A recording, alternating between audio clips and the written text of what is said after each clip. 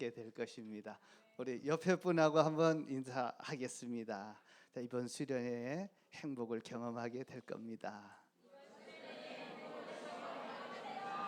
예. 자, 기대하시고요. 사도행전 우리 같이 한번 성경 읽겠습니다. 2절에서 35절까지입니다. 제가 한 절 읽고 여러분이 한 절 읽으시겠습니다. 자, 그래서 사도들과 장로들과 온 교회가 대표들을 뽑아서 바울과 바나바와 함께 안디옥으로 보내기로 결정하였다. 그래서 대표로 뽑힌 사람들은 신도들 가운데서 지도자인 바사바라고 하는 유다와 실라였다.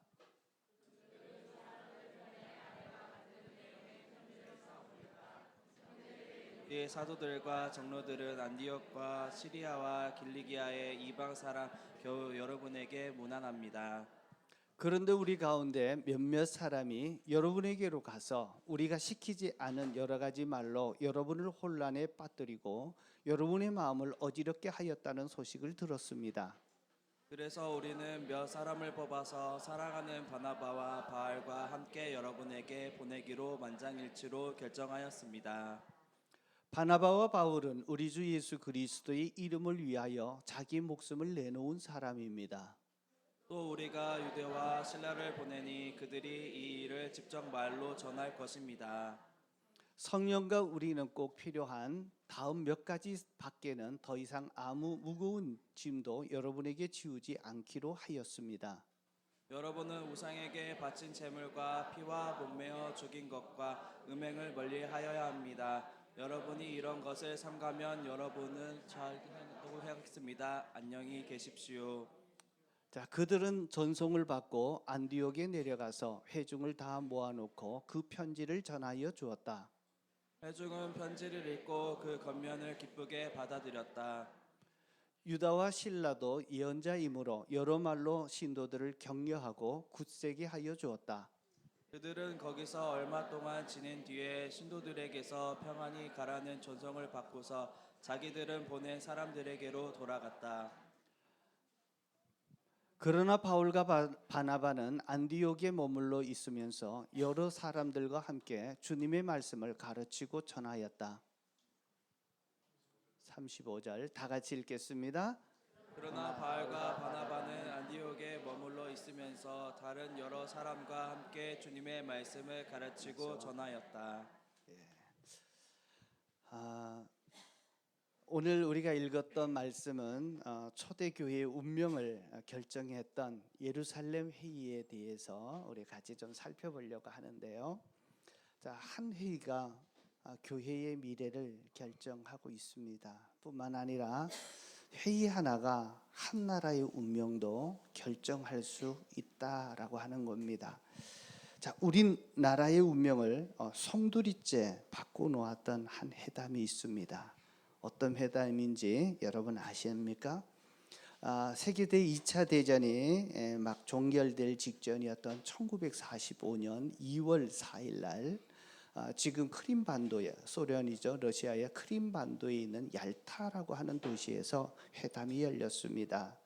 자, 그 회담을 일컬어서 얄타 회담이라고 얘기합니다. 우리 역사 시간에 배우는 회담입니다. 어떤 회담인지 여러분들 기억하십니까? 자, 이 회담은요, 그 당시 미국의 루즈벨트 대통령과 영국의 처칠 수상과 그리고 소련의 스탈린 서기장이 함께 모여서 이제 세계 제2차 대전이 끝나게 됐을 때 어떻게 해야 될 것인지를 심도 있게 나누었던 회의였습니다. 이 얄타 회담에서 이들은 이 극동의 강대국의 이런 문제로 비밀 협정을 좀 맺게 되었는데 이게 결국은 우리나라의 엄청난 운명을 바꿔놓는 그러한 회의가 되고 말았습니다. 자, 2차 세계대전이 조속하게 끝내기 위해서 자, 영국과 미국은 소련에게 일본에 대해서 선전포고를 하고 전쟁에 참여할 것을 권유를 했고, 만약 그렇게 해준다면 이런 결정을 하게 됩니다. 한국의 북쪽 지역과 그리고 독일의 동쪽 지역을 통치할 수 있는 영향권을 행사할 수 있는 관할권을 주게 된 것입니다. 자, 이 회의를 통해서 결국은 우리나라에 6.25 전쟁이 일어나게 되었고 남북이 분단되어서 지금까지 분단의 아픔을 겪으면서 살아오는 운명을 결정하게 된 것입니다. 자, 우리나라만 지금 남북이 분단되어서 분단국가로서 살아가게 되었던데 76년 동안, 자, 긴 세월 동안 우리가 이러한 운명을 맞이했던 결정적인 그 회의가 얄타 회담이었습니다. 자, 한 회담이 한 나라의 운명을 이렇게 심각하게 만들어 놓고 말았습니다. 오늘 우리가 읽었던 이 말씀에 보면 예루살렘 공회라고도 합니다. 함께 모여서 발표하는 건데 예루살렘 회의라고 이렇게 이해하시면 빠를 겁니다. 이 예루살렘 회의가 초대 기독교 교회의 어떤 방향을 차지하는 중요한 결정을 하게 되었습니다. 이 회의의 쟁점이 뭐냐 하면 이제 예수님을 믿지 않은 유대인 외의 이방인들이 예수님을 믿게 되었을 때 할례를 받고 그리고 모세의 율법을 계속 지켜야 되느냐 그렇지 않느냐라고 하는 문제가 쟁점이었습니다. 결정적인 역할을 한 사람이 베드로였습니다. 자, 베드로는 자기 지금까지 성령님이 행하셨던 그 일을 보면서 자기들에게 성령이 내려지고 예수 믿는 사람들에게 성령의 은혜가 내려졌는데 동일하게 예수님을 영접하고 믿는 자들에게 성령이 내리는 것을 보고 자, 유대인들도 우리가 뭔가 율법을 지켜서 할례를 행해서 구원받는 것이 아니라 은혜로 하나님이 거저 구원해 주셨다라고 하는 것을 선포하고 이방인들도 할례를 시행하고 그리고 새로운 어떤 율법을 계명을 지키는 것이 아니다라고 선언을 하게 주장을 하게 됩니다. 자, 그러자 예루살렘 그 회의의 의장이었던 이 야고보가 그 주장을 지지합니다. 그래서 야고보 먼저 베드로의 주장은 이것입니다. 사도행전 15장 11절인데요. 한번 띄워 주실까요? 다 같이 한번 읽겠습니다. 우리가 주 예수의 은혜로 구원을 얻고 그들도 꼭 마찬가지로 주 예수의 은혜로 구원을 얻는다. 자, 우리도 은혜로 구원을 받았는데 이방인들도 은혜로 구원을 받는다라고 하는 것을 얘기를 했고 이 말씀을 지지하면서 이제 17절 말씀에 보면 의장이 이렇게 얘기합니다. 17절 똑같이 읽어보겠습니다. 남은 사람이나 나 주를 찾고 내 백성이라는 이름을 받는 모든 이방 사람이 나 주를 찾고 자, 이것은 아모스 9장에 나왔던 구약 성경을 인용을 하면서 구약 성경에 이런 예언이 있다. 자, 남은 자들이 나를 찾고 그리고 이방인들이 나를 찾게 될 것이다라고 하는 이 말씀이 있는데 자, 이 말씀은 우리도 은혜로 구원을 받았으니 이방 모든 사람들도 자, 어떤 조건 없이 은혜로 구원을 받습니다라고 얘기해 준 겁니다. 자, 그래서 19절에서 20절에 야고보가 이렇게 얘기합니다. 다 같이 또 읽겠습니다. 그러므로 내 판단으로는 하나님께로 돌아오는 이방 사람들을 괴롭게 하지 말고 다만 그들에게 편지를 보내서 우상에게 바친 더러운 음식과 음행과 목매어 죽인 것과 피를 멀리 하라는 것이 좋겠습니다. 자, 그래서 판단으로는 더 이상 짐을 지우지 말고 은혜로 구원받는다는 것을 얘기하고 다만 중요한 것 우상에게 절했던 음식을 먹지 말고 피나 목매어 죽인 음식을 먹지 말고 그리고 음행하는 일들을 조심하라고 좀 멀리 하라고 자, 이것만 하게 돼도 좋은 일입니다라고 결정을 하게 된 것입니다. 자, 이것이 예루살렘 공회 회의의 최종 결정문이었습니다. 모든 구원은 하나님의 은혜로 받는 것이고 자, 그리고 작은 몇 가지의 지침을 허락해 줬는데 이 지침이 뭐냐 하면 우리가 예수 믿는 사람들이 어떻게 살아야 되는지 그 그 삶의 지침의 근본을 원칙을 말씀해 준 것입니다. 자, 그래서 이 예루살렘 회의의 결정적인 부분 두 가지가 우리에게 중요한 의미가 주어지고, 자, 이 결정으로 인해서 이제 안디옥 교회의 갈등과 그리고 다툼과 충돌이 있었던 문제가 해결이 되어졌을 뿐만 아니라 그 이후로 자, 우리의 믿음이 은혜로 되어진다는 것을 확실하게 공포하게 되었고, 믿는 자들이 어떻게 살아야 돼야 될 부분에 대한 원칙을 제시함을 받았습니다.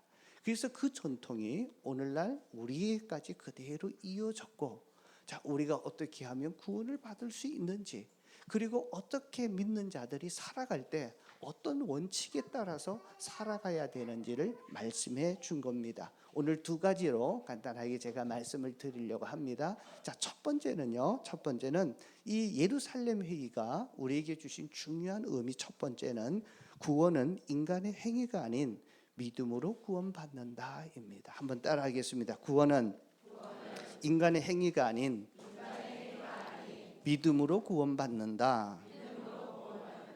그래서 많은 사람들은 구원받을 때 뭔가 내가 열심히 조금이라도 마음을 다하든 선하게 살든 착하게 살든 참 어떤 의로운 일을 행하든 그런 일을 행해야 구원을 받는다고 생각을 합니다. 그러나 그것이 아니라 하나님의 은혜로 구원받는다라고 하는 것을 얘기하고 있습니다.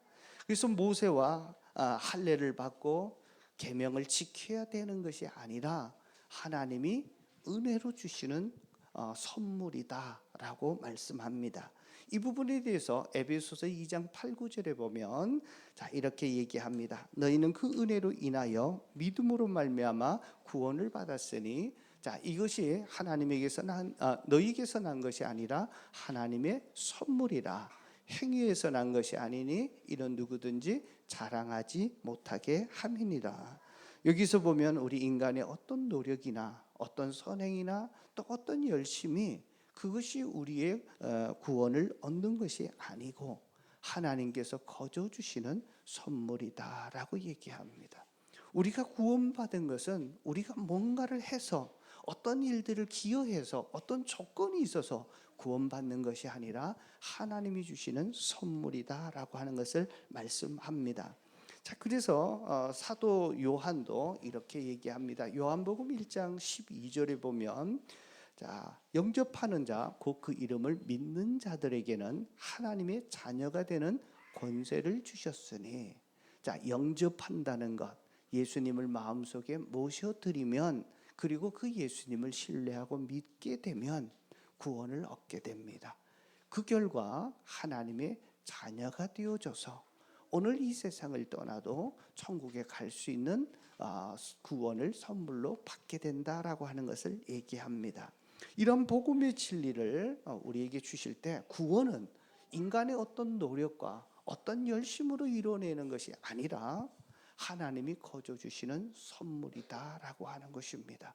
자, 우리 옆에 분에게 한번 말씀할까요? 자, 구원은 하나님이 거저 주시는 선물입니다. 그런데 보면 실제로 주변에 많은 사람들이 이 복음의 진리를 받아들이기를 어려워합니다. 어떻게 예수님만 믿기만 하면 구원을 받게 된다는 말이냐? 자, 구원받은 사람답게 살아야 되지 않느냐? 그래도 뭔가 의롭게 살고 선한 일을 행해야 살아야 되지 않느냐라고 얘기합니다. 자, 어떻게 보면 어떻게 살아야 되느냐는 문제는 잘못된 것이 아닙니다. 자, 그러나 구원 받은 사람은 구원에 합당하게 살아가야 합니다. 그러나 구원에 대한 성경의 바른 진리는 우리가 어떻게 살아서 선한 일을 하고 또 좋은 일들을 많이 하고 의롭게 살아서 구원받는 것이 아니다라고 하는 것을 얘기합니다. 자, 왜냐하면 우리의 인간의 어떤 노력과 인간의 어떤 선행들, 인간의 어떤 무엇인가를 공로로 인해서 기여되어서 구원이 이루어지고 있다면 우리에게 베풀어 주셨던 예수님의 구원은 불완전한 구원이 되기 때문에 그렇습니다. 하나님이 우리에게 주시는 구원은 인간의 어떤 것도 필요하지 않는 전적으로 완벽한 구원을 우리에게 주신 것입니다. 그래서 예루살렘 이 회의에서 결정한 부분이 뭐냐 하면 선물은, 구원은 하나님이 우리에게 은혜로 거저 주신 것이다 라고 하는 것을 명확하게 공포한 것입니다. 자, 그러면 구원받은 사람이 어떻게 살아야 되느냐? 그러면 예수님만 믿고 구원받게 되면 막 살아도 되느냐? 성경은 그럴 수 없다라고 얘기합니다. 신앙생활 어떻게 해야 되느냐라고 하는 말을 좀 고상한 말로 하면 신앙생활의 윤리생활입니다. 윤리입니다. 우리가 어떻게 살아야 되는지 그 원칙을 오늘 예루살렘 회의가 두 번째로 우리에게 말씀해 주고 있는데 보면 네 가지를 얘기합니다. 네 가지가 뭐냐 하면 우상 숭배에게 절했던 거 음식 먹지 말아라. 피채 먹지 말고, 그리고 목매어 단 것들 먹지 말아라. 그리고 네 번째는 음행을 하지 말아라 라고 얘기합니다. 음행하라고 하는 것, 이것은 결혼 외에 다른 이성을 만나는 것, 결혼 전에 육체적인 관계를 갖는 이 모든 것은 정말 거룩하지 못한 것입니다. 그러면 어떤 분들이 이 부분을 들으면서 이렇게 오해합니다. 구약에는 수많은 계명들이 있으니까 그 전부를 다 지키기가 어려우니까 요 네 가지만 지키면 너희가 구원을 얻을 수 있다라고 오해하는 분들이 계십니다. 잘못된 해석입니다. 우리가 어릴 때 모든 것을 다 지켜야 되는 것이 아니라라고 하는 사실입니다. 그래서 제가 어릴 때 피채 먹지 말아라 라고 하는 이 말 때문에 제가 고민했던 것이 있는데, 실제 뭐냐면 해장국집에 가니까 선짓국을 줍니다. 그래서 선짓국은 빼놓고 먹기도 하고, 그리고 주문할 때 아예 선지는 빼주세요 하고 이렇게 먹기도 했었습니다. 그래서 뭔가 피채 먹지 말라는 것을 그렇게 지키라고 하는 그런 의미가 아니다라고 하는 것을 오늘 얘기합니다. 이 네 가지를 축소해서 지키라는 말이 아니라 이것은 우리가 살아갈 때 어떤 원리로 살아가야 되는지를 얘기하는 것입니다. 이것은 유대인들을 향한 사랑의 배려입니다. 왜냐하면 유대인들은 어릴 때부터 정말 하나님 앞에서 거룩하기를 원했고 경건하게 살기를 바라서 이들이 철저하게 지켰던 그 삶의 문화입니다. 습관들이 있었는데 정말 우상 숭배했던 것에 먹지 않았고, 그리고 목미어 단 것 고기 먹지 않았고 피채 먹지 않았습니다. 그리고 그 음행하는 부분들, 간음하는 부분에 대해서는 철저하게 지키려고 애썼던 자들입니다. 그래서 먹고 있는 부분에 이들은 날 때부터 먹지 않았고 그것을 철저하고 지키고 있는데, 예수 믿지 않는 이방인들과 한 상에서 모이는데 그런 것들을 자연스럽게 먹게 되면 누가 시험에 듭니까? 유대인들이 시험이 들 수 있습니다. 그래서 그들을 배려해서 이런 것들은 좀 삼가해 줘라 라고 명령을 한 겁니다. 여기서 우리가 그리스도인들이 어떻게 살아야 되는지 하는 문제에 대한 원리를 얘기합니다. 무엇을 해야 되느냐 안 해야 되느냐의 문제가 아니라 거기는 사랑과 배려가 담긴 것이 그리스도인들이 어떻게 살아가야 되느냐 하는 가장 중요한 원칙으로 얘기하게 된 것입니다. 마가복음 7장 19절에 보면 예수님께서도 이런 말씀을 하십니다. 밖에서 사람 안으로 들어가는 것이 무엇이든지 사람의 마음속으로 들어가지 않고 뱃속으로 들어가서 뒤로 나오기 때문이다. 다시 말해서 먹는 것이 더러운 게 아니고 사람 속에서 나오는 게 더러운 것이다 라고 하는 것을 얘기합니다. 그리고요, 로마서 14장 15절에 보면 우리 다 같이 한번 읽어보겠습니다. 만일 음식으로 말미암아 내 형제가 근심하게 되면 너는 내가 사랑으로 행하지 아니함이라. 그리스도께서 대신하여 죽으신 형제를 내 음식으로 망하게 하지 말아라. 바울은 이렇게 얘기합니다. 주변 사람들이 나는 뭐든지 먹을 수 있다, 우상 음식도 먹을 수 있는데 혹시 믿음이 약한 사람들이 내가 그것을 먹는 모습을 보고 실족해 되면 나는 그것을 먹지 않겠다라고 하는 의미입니다. 누구요? 나는 당연히 먹을 수 있는 자유가 있지만 주변 사람들에게, 그리고 믿음이 약했던 사람들이 그게 걸림돌이 되어서 그것이 시험이 된다면 나는 먹지 않겠다. 이것이 기독교 윤리이고 어떻게 살아야 되는지에 대한 원리입니다. 삶의 방식은 뭐니 해도 다른 것이 아니라 그리스도와 다른 사람을 배려하는 것들입니다. 아까 우리 사모님이 얘기할 때 첫 번째가 하나님과의 관계, 또 하나는 다른 사람과의 관계가 좋아지면 행복하게 되어지고, 이 행복은 우리가 쟁취하는 것이 아니라 하나님이 주신다고 그렇게 말씀을 했습니다. 자, 그래서 이제는 믿는 우리들이 살 때 이것은 해도 되고 안 해도 되고 라고 하는 그런 질문은 잘못된 질문입니다.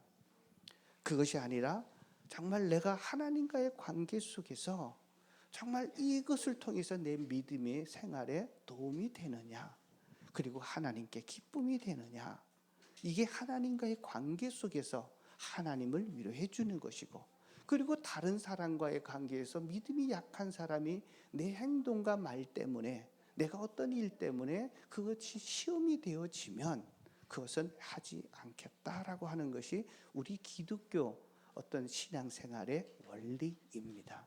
그래서 사랑과 배려가 우리 믿는 자들의 삶에 가장 중요한 것이다라고 말씀해 주고 있습니다. 자, 가끔 보면 이런 말 합니다. 크리스천이 술을 마셔도 됩니까? 담배를 피워도 됩니까? 골프를 얼마를 쳐야 됩니까?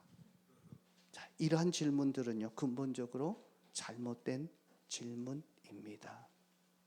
왜요? 했냐 안 했냐, 이거 범했나 안 범했냐를 보면 그 일을 하게 되면 나도 모르게 비판하게 되고 정죄하게 되고 그 사람들에게서 안 좋게 평가하게 됩니다.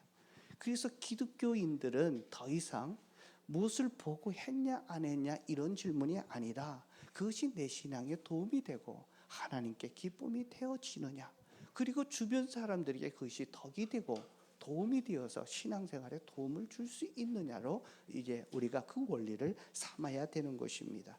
이것이 성숙한 크리스천의 삶의 방식입니다. 이웃을 사랑하는 것, 자, 이것이 바로 우리의 삶의 기본에 있다라고 하는 사실입니다. 여러분, 구약의 법을 우리는 십계명으로 요약할 수 있습니다. 십계명을 보면 뭐뭐 하라 하지 말라가 많습니다. 행위법입니다. 했냐 안 했냐로 판단하는 것입니다.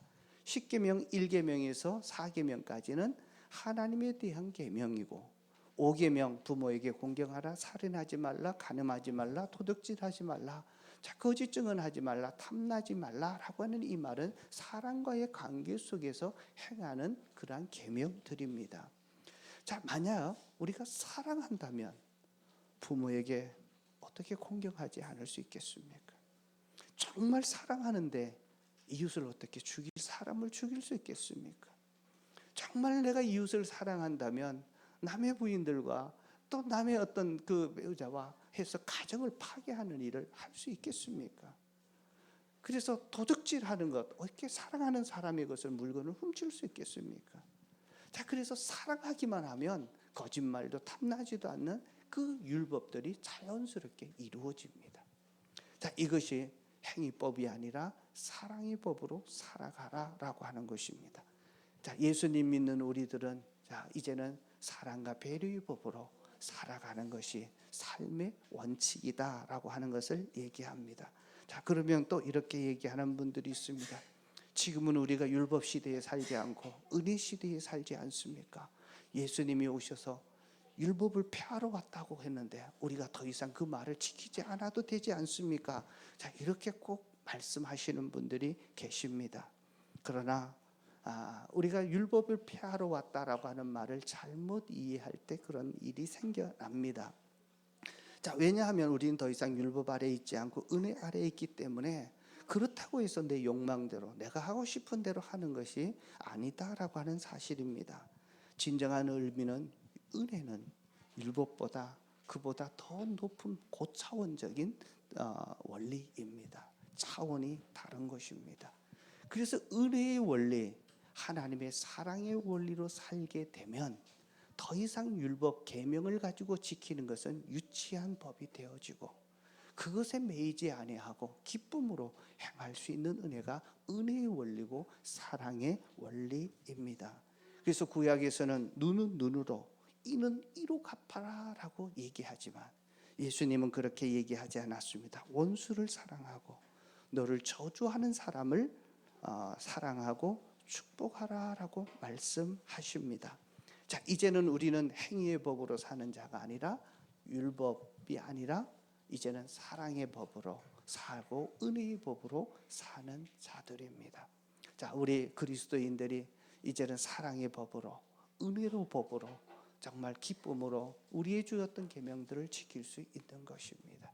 예루살렘 회의가 이것을 얘기한 것입니다. 이제 살아갈 때 은혜의 법으로 사랑의 법으로 살아가라라고 말씀하고 있습니다. 사랑하는 성도 여러분, 이제 율법이 아닌 사랑으로 살기를 원하십니까? 자, 그렇다면 내 생각과 말, 행동에 변화가 있어야 합니다.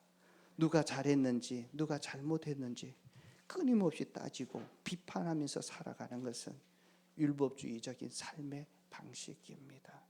우리 세상을 한번 보십시오. 다 나는 옳고 나와 다르면 다 잘못됐다고 비판하고 정말 공격하고 있는 이런 시대에 정말 이 시대에 우리 믿는 자들이 배려와 사랑의 법으로 살아가는 법을 보여주게 될 때 그들이 믿는 우리들에게 매력을 느끼게 되고 우리 안에서 진정한 행복을 경험하게 될 것입니다. 사랑은 하나님의 은혜 받았음을 알고 그리고 사랑과 은혜의 법으로 살아가는 그리스도인들의 삶 속에 행복이 열려지고 하나님의 사랑이 쏟아부어집니다. 자, 이제 눈을 한번 감아 보십시오. 가슴에 한번 손을 얹고요. 이제 나의 구원이 나의 어떤 행위